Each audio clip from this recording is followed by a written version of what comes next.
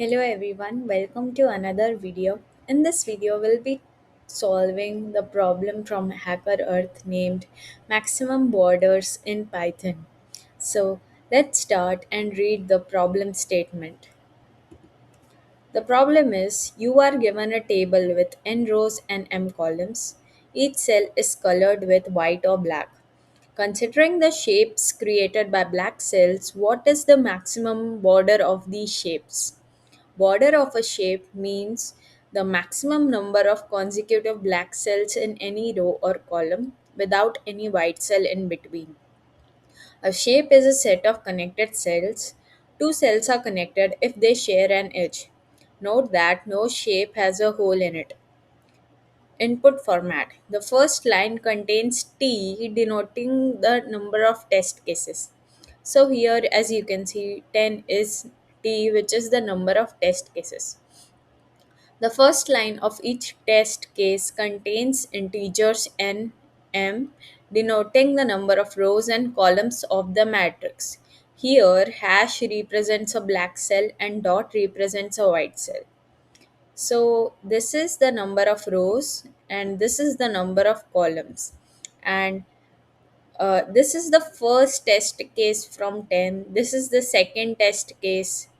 This entirely is the third test case. So here hash represents a black cell and dots represent a white cell. Each of the next n lines contains m integers. So each of the next two lines contains 15 integers. What we want to find out is maximum border of these shapes created by black cells. So we want to find out the number of hashes present in each test case. What is the maximum number of hashtags present in each test case?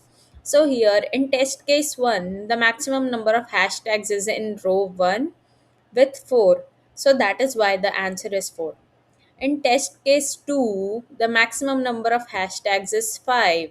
That is why the answer is 5. In test case 3, the maximum number of hashtags is 9. That is why the answer is 9. Similarly, that happens for all the other test cases as well. Is there any? So we want to print the maximum border of each chips. That's what we are printing. And uh, the border is basically the consecutive hashtags present in one single line. So let's start and write the code. First, we want to take care of the input. We want to input the number of test cases. So let's make a variable called test string which takes simply an input and it reads the number of test cases. Now, this can be an input. So let's make and convert it into an input by passing the previous variable here. Now we want to read rows and columns for each test case. So we will use a loop now. For t in test, for t in range of test, we want to first take the input and split it. So we will make a variable called line and we will input and fetch it and we will split it. If there is no such variable, then let's just continue. I'll also declare two variables called rows and columns specifically for my n and m after I input the number of test cases. So we will use a function called map which will take integer inputs for these. Now next, every matrix is in the form of grid in form of row and columns. So let's make a grid. So we will make a grid storage. We'll declare a empty array named grid, which will in this we will run from I to range of row. For I in range of row, We want to append the character which whatever the user inputs, whether it be dot or hash. So we will write grid dot append input. So this will take in the character and append it to the grid empty array.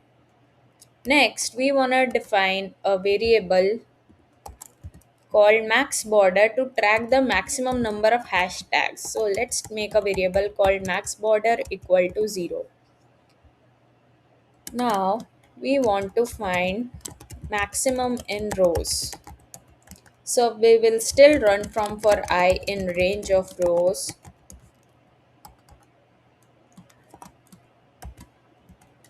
Let's declare count equal to 0 first. Next, for each character in row in grid of I, like first row, second row, third row. So for each character in grid of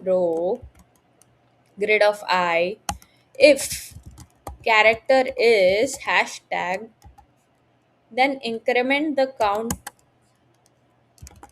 becomes plus equal to 1. Whereas if count is greater than max of border,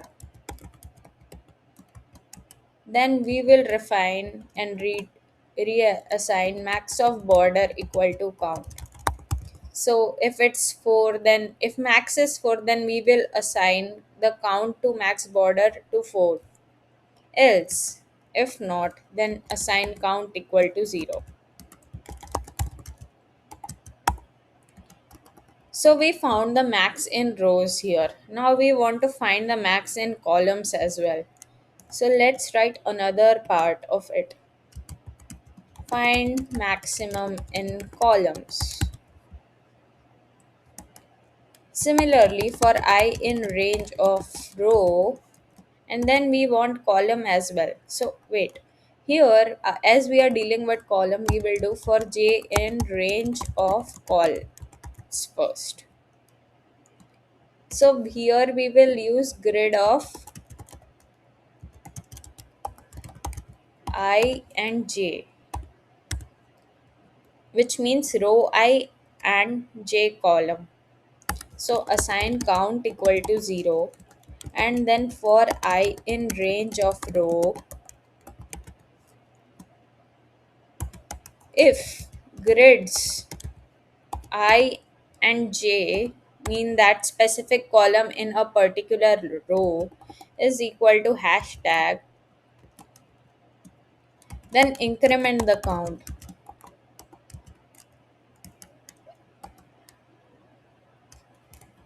If count is greater than max of border, then assign max of border to count.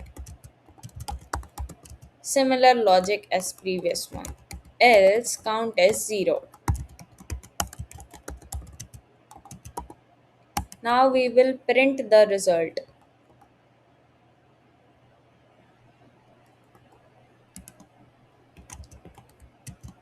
Print the result once per test case.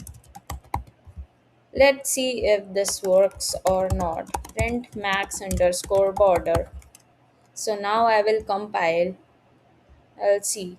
I'm getting a runtime error. Okay.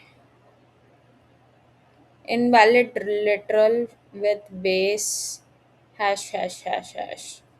Okay. So now, what do you think the error might be? I think there might be an indentation error as well. So let me fix this.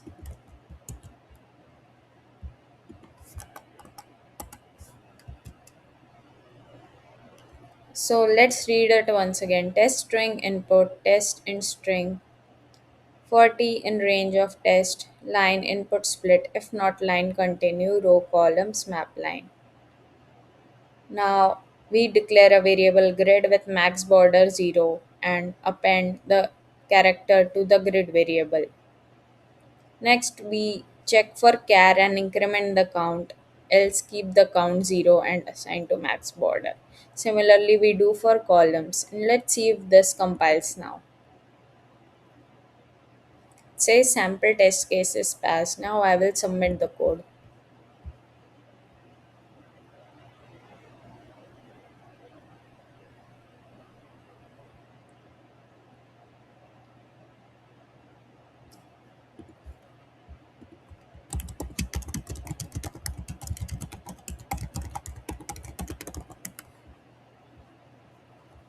So here the time and space complexity would be O of number of rows and number of columns, because we are first reading the grid, then we are row scanning, and then we are column scanning as well. So time complexity would be your, just like in a matrix, number of rows multiplied by number of columns.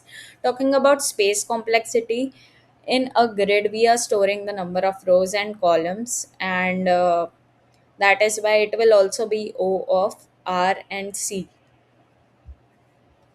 Grid must be stored in the memory to perform like row wise check as well as column wise check. So, yes, let's see. The result is accepted here, and I think it's proper. So, that's great. It was nice solving this question. See you in next video. Thank you for joining in.